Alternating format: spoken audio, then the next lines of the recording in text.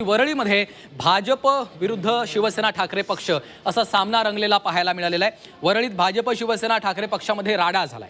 मुंबईत हॉटेलमध्ये नियमबाह्य पद्धतीने संघटना नोंद झाल्याचा आरोप आहे।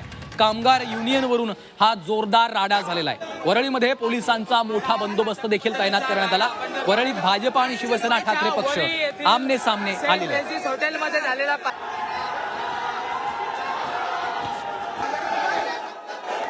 महाराष्ट्रामध्ये कायदा राहिलाय की नाही हाच संभ्रम निर्माण झालेला आहे। एका बाजूला केंद्र आणि राज्य सरकार कामगारांचे कायदे मोडीत काढून 4 लेबर कोडच्या माध्यमातून नवीन धोरण आणण्याचं काम कामगारांच्या विरोधात करतायत। असं असताना जिकडे जिकडे भारतीय कामगार सेनेची संघटना आहे, काही मोजके लोकांना हाताशी धरून घेऊन भारतीय जनता पार्टीची काही संघटनेची लोक शिरकाव करण्याचा प्रयत्न करतायत।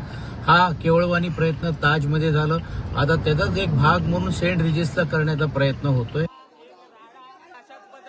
मला काही याबद्दल कल्पना नाही, मी जरूर कल्पना घेईल, पण युनियन काढायचा सगळ्यांना अधिकार आहे, प्रत्येकाने युनियन काढावी, पण कुठल्याही युनियनने कुठल्याही हॉटेलमध्ये किंवा जिथे युनियन आहे तिथे राडा करणं मात्र हे मान्य नाही। ते कोणाची असो, राडा मी होऊ देणार नाही, त्यावर कारवाई होईल। युनियन कशाकरता काढायची तर कामगारांच्या हिताकरता काढायची, पण त्या ठिकाणी जर आस्थापना बंद करणे, तिथे राडा करणे असं होत असेल तर त्याच्यावर कारवाई होईल।